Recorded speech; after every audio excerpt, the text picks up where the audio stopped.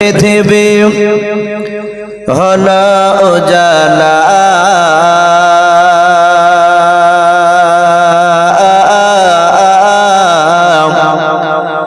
কে গাইল এসে সামের গান শূন্য কাফেলা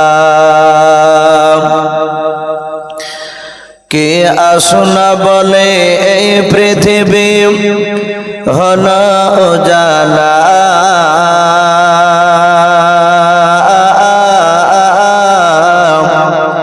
কে গাইল এসে সামের গান শূন্য কাফেলা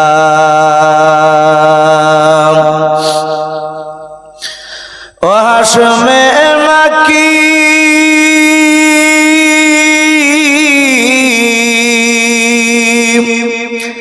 ও হাশমে মাকি মাদানী শাহে মদিনা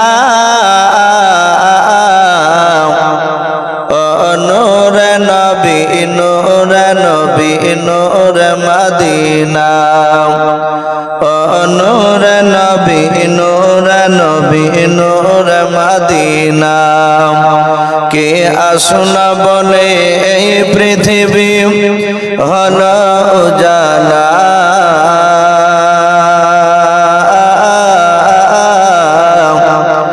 কে গাইল এসে সামের গান শূন্য কাফেলা হযরতে ওমর করতে কতল নবীর দারে যায়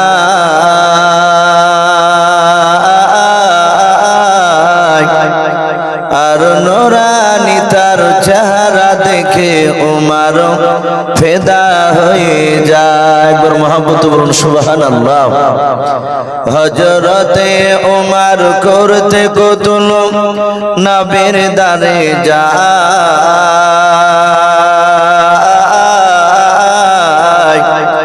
আর নূরানী তার চেহারা দেখে ওমর ফেদা হয়ে যায় যার মায়াবী চেহারা যার মায়াবী চেহারা দেখে ওমর হয়ে যায় নবীর দিবানা নূর নবী নূর নবী নূর মদিনা নূর নবী নূর নবী নূর মদিনা কে আসুনা বলে এই পৃথিবী হলো উজালা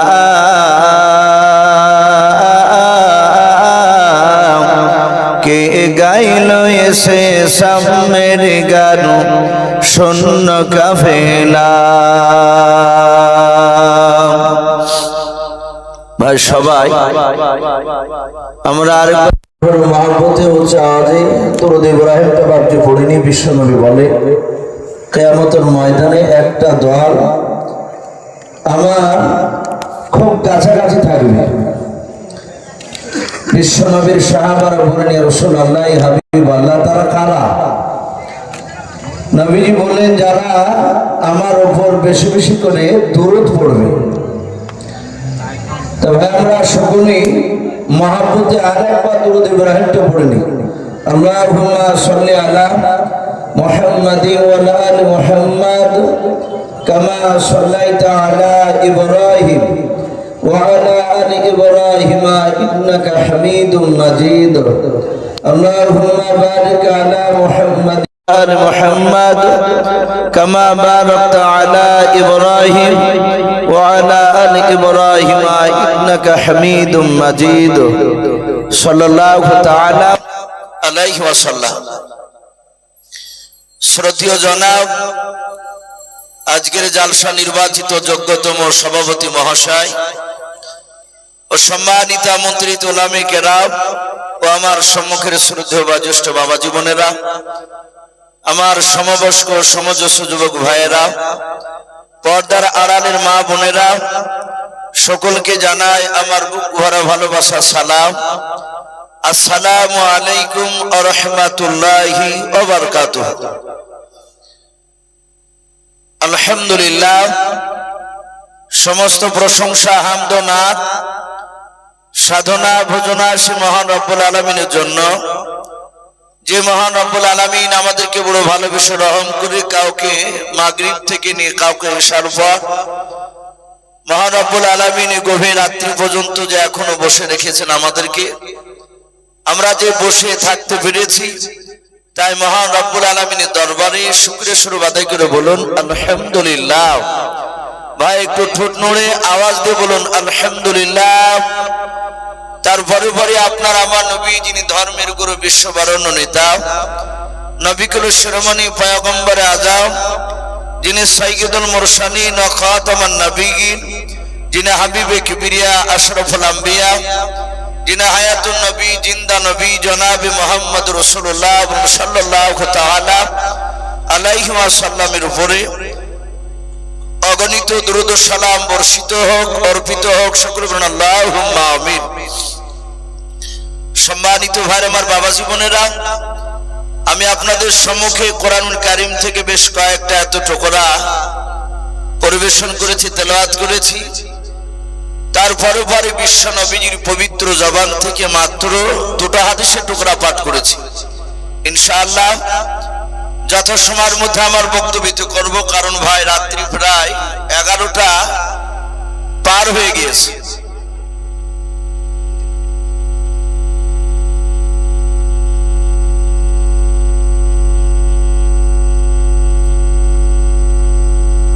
ভাই আমার পরেও এই জালসার যিনি প্রধান বক্তা উনি চলে এসেছেন। উনি বলছিলেন ইসু ভাই আমি লোক পাবো তো, আসছিলাম ওই কথা বলছি। ভাই ইনশাআল্লাহ পাবে। আমিও আশা করি যোগ্যতম মুফতি সাহেব আজকে জালসার সভাপতি হিসাবে আছে, হয়তো টাইমে বাবজি ওনাকে নিয়ে আসবে। আমি বলবো প্রতিটা বাবজি ভাইদেরকে যারা এতক্ষণ পর্যন্ত বসে আছে, আমরা জানি যত গভীর রাত্রি হয় পৃথিবীর বাবজি কোর্ট কাছারি রাত্রিবেলায় খোলা থাকে না, দিনের বেলায় খোলা থাকে, বিকালে বন্ধ হয়ে যায়। বিশ্বনবী বলেন যত গভীর রাত্রি হবে তত আল্লাহ সব রহমতের দরজাগুলো খুলে যায়। বলুন সুবহানাল্লাহ। রাত্রি তাহাজ্জুদের বাবজি টাইম শুরু হয়ে গেছে, নামাজের টাইম, যে তাহাজ্জুদের যে নামাজ ওয়াক্ত শুরু হয়। কেউ যদি বাবজি মাগরিবের পরে নামাজ পড়ে যদি তাহাজ্জুদ পড়তে লাগে, হবে? কথা বলে। ওই টাইমে তো ওয়াক্ত আসে না তাহাজ্জুদ। তো বাবজি আমি প্রতিটা বাবজি ভাইদেরকে বলবো, অনেক মানুষ বাড়ি চলে গিয়েছে, যাদের হয়তো একাই বাড়ি তারা বাড়ি চলে গিয়েছে। এবার অনেকে বলছে ভাই আর বেশি রাত্রি জাগতে পারছি না, কাল হয়তো আবার সকালবেলা উঠে কাজ করতে হবে।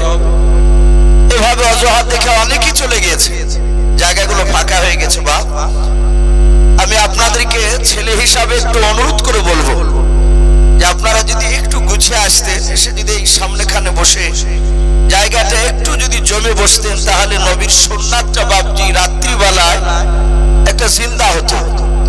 আসু ভাই, জায়গা যেহেতু হয়তো ভরপুর ছিল, মানুষ উঠে গিয়েছে, সেই হিসাবে জায়গাগুলো ফাঁকা হয়ে আছে। ভাই লজ্জা করবো না, আসি। আর ওই যুবক ভাই, তোমরা পিচের উপরে পেশাব করার মতো না বসে থেকে যদি একটু দয়া করে আসতে নিচে, তাহলে একটু ভালো হতো। যাক, মাশাআল্লাহ, একটু নড়াচড়া করেছেন, আলহামদুলিল্লাহ। একটু আসি, এক হাত হাত করে যদি এগিয়ে আসি, বাবজি কমসে কম একটু জায়গাটা একটু ভরপুর হবে। আমরা একটা কমসে কম সুন্নাত জিন্দা করি। আসু ভাই, বিশ্ব নবীর সুন্নাতকে যতক্ষণ পর্যন্ত আমল না করা যাবে, সে আলেম বলেন আর মুফতি সাহেব বলেন আর হাজি বলেন আর মাস্টার মশাই যেই হন না কেন, রাসূলের সুন্নাতকে না মানলে জান্নাত যাওয়া সম্ভব নয়। রাসূলের সুন্নাত না মেনে জান্নাত পাওয়া যাবে? বাপ একটু কথা বলে। রাসূলের সুন্নাত না মেনে বাপজি কেউ জান্নাতে যেতে পারবে না। আমরা জানি বাপজি এখানে অনেক রকমের মানুষ আছে, যেহেতু কারো বিরুদ্ধে কথা না বলাই বর্তমান দরকার। প্রতিটা মুসলমানদের বাপজি দেওয়ালে আমাদের পিঠ থেকে গেছে, আর এই যে পরিস্থিতি আমাদের তো ভালো নয়, সকলেই বাপজি আমরা জানতে পারছি। পৃথিবীতে মুসলিমদের উপরে বাপজি অনেক মানুষের রাগ আছে যে এরা যেন দুনিয়াতে না থাকে, এটা চায় এক শ্রেণীর মানুষেরা। এই জন্য বাপজি কারো নাম করে না বলাটাই ভালো। আমি বলছিলাম বিশ্ব নবীর কথা অনেকই বাপজি আমরা বলি যে নবীর জন্য জীবন দিতে রাজি আছে, নবীকে বড্ড ভালোবাসে, অথচ তার চেহারাতে বাপজি তাকিয়ে দেখা যায় তার পা থেকে মাথা পর্যন্ত একটা জায়গা তো নবীর সুন্নাত দেখতে পাওয়া যায় না। এরকম আছে কি নাই কথা বলে? নামাজও পড়ে না। সুন্নাত বিশ্ব নবী বলেছেন মান আহাব্বা সুন্নাতি ফাকাদ আহাব্বানি, যারা আমার সুন্নাতকে ভালোবাসলো তারা আমাকেই ভালোবাসলো। ওমান আহাব্বানি কানা মাই ফিল জান্নাহ, আর যারা আমার সুন্নাতকে ভালোবাসলো তারা আমার সঙ্গে জান্নাতে থাকবে। জোরে বলুন সুবহানাল্লাহ। এটা নবীর সুন্নাতের কথা বলা হয়েছে। নবীর সুন্নাতকে মানব না, মৌখিক নবীকে ভালোবাসে বাপজি, এইরকম দাবি করা মানুষ কিয়ামতের ময়দানে নবী বলে সে জান্নাতে যেতে পারবে না। আমরা সকলেই জানি রাসূলের সবচেয়ে বাপজি কাছের চাচা ছিল। নবীজির টোটাল আব্বারা কটা ভাই ছিল বাপজি, আপনাদের কারো মনে আছে? একটু জোরে বলো। রাসূলের আপন চাচা নবীর আব্বারা টোটাল ভাই ছিল বাপজি 10টা। তার মধ্যে থেকে বাপজি রাসূলের কয়েকটা চাচা নবীর উপর ঈমান এনেছিল, নবীকে মহব্বত করত। যেমন ঈমান আনা চাচাদের মধ্যে থেকে হযরতে আব্বাস রাদিয়াল্লাহু তাআলা নবীজির আপন চাচা। রাসূলের বাপজি বয়সে অনেক বড় আব্বাস রাদিয়াল্লাহু তাআলা নবী চাচা। নবীকে দেখলে নামাজের কায়দায় রাসূলের কাছে বসে পড়তেন। বলুন সুবহানাল্লাহ। এত বাপজি রাসূলকে সম্মান দিতে। উনি জানতেন আমার ভাতিজা হলেও সারা পৃথিবীর শ্রেষ্ঠ মহামানব, শ্রেষ্ঠ রাসূল। রাসূলের আরেকটা চাচা, তার নাম আমির হামজা রাদিয়াল্লাহু তাআলা আনহু। উনি রাসূলকে বাপজি বড্ড ভালোবেসেছিলেন। প্রথমে নবীকে মানতেন না, পরেই মানে নিয়েছিলেন। এইভাবে কয়েকটা নবীজির বাপজি চাচা ঈমানদার, নবীর সুন্নাত অনুযায়ী তারা চলেছিল। হাদিসে পাওয়া যায় কয়েকটা রাসূলের চাচা নবীর পাকা দুশমন ছিল, নবীর উপর ঈমান আনে নাই। ঈমান তো আনেনি, আবার রাসূলের বিরোধিতা করে গিয়েছে। আপনারা অনেকে বাপজি সূরা মুখস্থ না থাকলে সূরাটা ইমাম সাহেব পড়লে অনেকের মুখস্থ হয়ে যায়। গোটা না বলতে পারলো ও বলে যে হ্যাঁ এই সূরাটা ইমাম সাহেব পড়ে। সূরা লাহাব, তাব্বাত ইয়াদা আবি লাহাবি ওয়া তাব, পড়ে না? মা আবনা আনহু মালুহু ওয়া মা কাসাব, সায়াসলা নারান যাত লাহাবি ওয়া ইমরাতুহু হাম্মালাতাল হাতাব, ফি জিদিহা হাবলুম মিন মাসাদ। এই সূরাটাকে বাপজি সূরা লাহাব বলা হয়। এই যে লাহাব, আবু লাহাব বলে বাপজি একটা রাসূলুল্লাহর আপন চাচা ছিল। এই আবু লাহাব লোকটাও নবীর উপর ঈমান তো আনেনি, কিন্তু রাসূলুল্লাহর বাপজি প্রকাশ্য বিরোধিতা করে গিয়েছে, দুশমনি করেছে। হাদিসে পাওয়া যায় আল্লাহ রাসূল সাল্লাল্লাহু তাআলা আলাইহি ওয়াসাল্লাম মক্কার অলিগলিতে বাপজি কলমার দাওয়াত দিছিলেন। রাসূল অনেক মার খেয়েছে, দাওয়াত দিয়ে বাপজি সবাই রাসূলের উপর ঈমান আনেনি। নবীজি বলে চিন্তা করলেন, আমি দেখেছি ছোট থেকে মক্কার মানুষেরা কোনো বিপদে পড়লে তারা ওই মক্কাতে একটা পাহাড় রয়েছে, কেউ বলেছেন বাপজি সফা পাহাড়, আবার কেউ কেউ বলেছেন যে পাহাড়টার নাম কুবা। মানুষ বিপদে পড়লে পাহাড়ের চূড়ায় উঠে বাপজি চিৎকার করে ডাক দিতে। আমাদের দেখেন মসজিদে 5 ওয়াক্ত আজান হয়, নামাজের জন্য ডাকা হয়, ফজর, জোহর, আসর, মাগরিব, এশা। এই 5 ওয়াক্ত আজানের পরে আরো অন্য সময়, সব সময় না, এক এক সময় মাইকে আওয়াজ হয়, আসসালামু আলাইকুম, একটা বিশেষ ঘোষণা। এই বিশেষ ঘোষণা যখন বলে তখন মানুষ অনেকে দেখেন কাজ করলে কেউ মোবাইল বাজালে বলে একটু বন্ধ কর, দেখি মাইকে কি যেন ঘোষণা করছে। এই বিশেষ ঘোষণা বললি আমরা ভেবে নিই যে কোন মানুষ মারা গিয়েছে। কথা ঠিক না বেঠিক বলো?